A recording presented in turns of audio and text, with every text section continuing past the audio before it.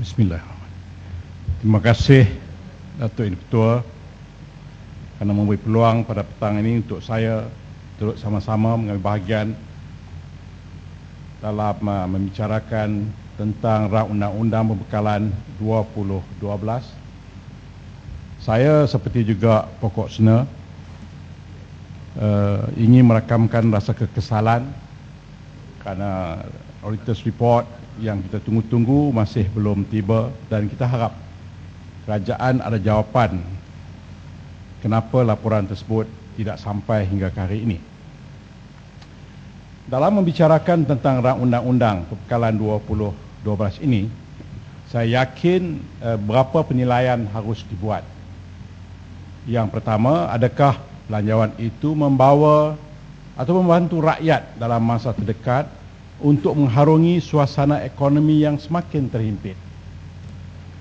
Yang kedua, adakah ianya menjamin kelangsungan keuangan negara dengan tumpuan khusus untuk mengurangkan bajet, untuk mengurangkan defisit?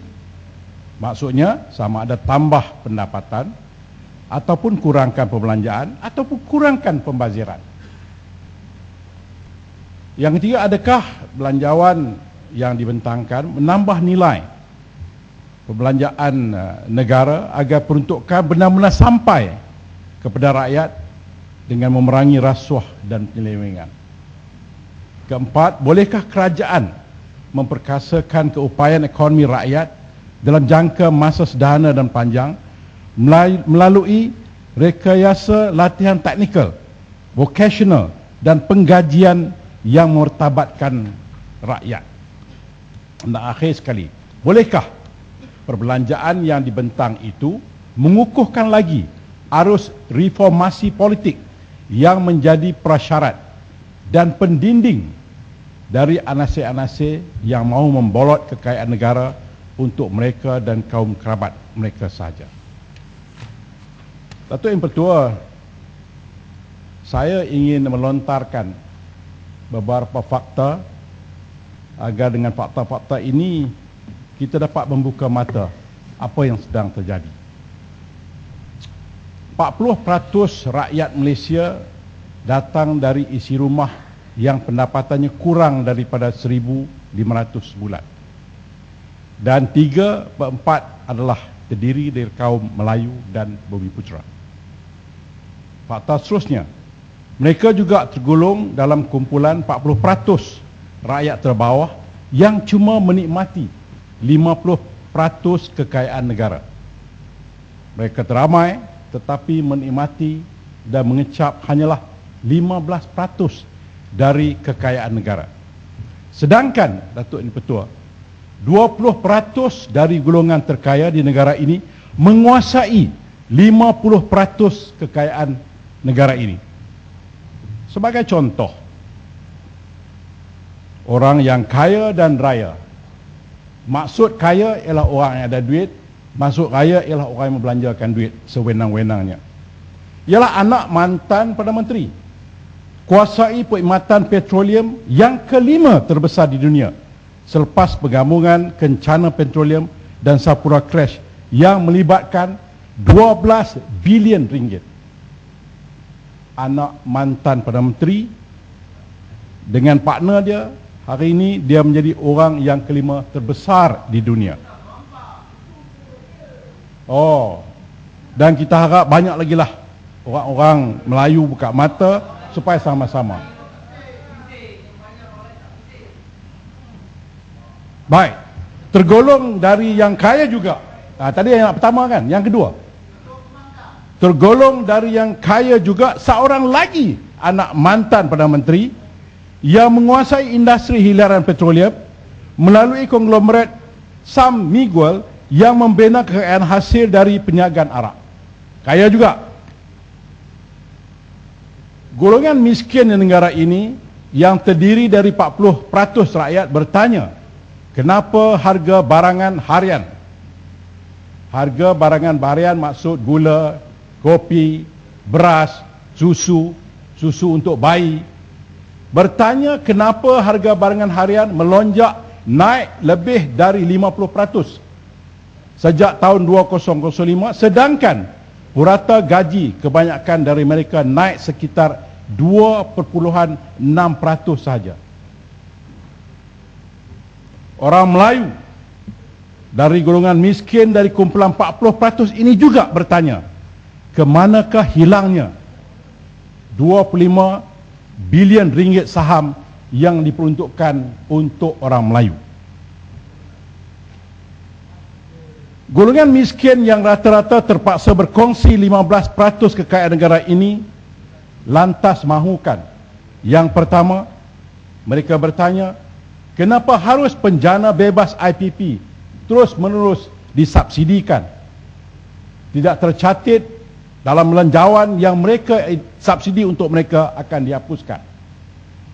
Kedua, beras, makanan asasi rakyat Malaysia terus-menerus dimonopoli oleh Bernas. Wujud monopoli di atas pemberian lesen taksi, dan nampaknya AP juga akan terus dibahagi-bahagikan kepada yang kaya dan maha berkuasa. Sebab itu kita usulkan di sebelah sini, agar kumpulan miskin tegar mesti mendapat perhatian khas. Wajib diusahakan top up payment agar pendapatan bulanan mereka sekurang-kurangnya mencecah 550 sebulan. Agar mereka dapat keluar dari rantai kemiskinan dan tidak menurunkan pula kemiskinan ini ke generasi seterusnya. Datuk Ini Pertua, ada dari mereka yang berada di bawah paras RM550 sebulan ini terdiri dari pesara-pesara TNB, Telekom, Pos, LPN dan lain-lain agensi kerajaan yang dahulunya agensi kerajaan tapi kemudiannya diswastakan oleh kerajaan. Mereka ini semasa bertugas tidak ada pilihan. Oleh kerana kerajaan membuat keputusan untuk menswastakan jabatan-jabatan mereka, mereka rela. Apa yang jadi apabila mereka bersara? Ada yang dapat pension RM178 sebulan, dan jumlah mereka-mereka yang daripada TNB, Telekom, Pos, LPN dan lain agensi ini hampir 200,000 orang. Sebab itu kita minta supaya diperhatikan nasib mereka. Mana mungkin mereka akan hidup dengan pencen sebanyak RM178,200 dan di bawah RM550 sahaja. Seterusnya, Datuk Yang Dipertua, saya juga ingin membicarakan isu gaji minima.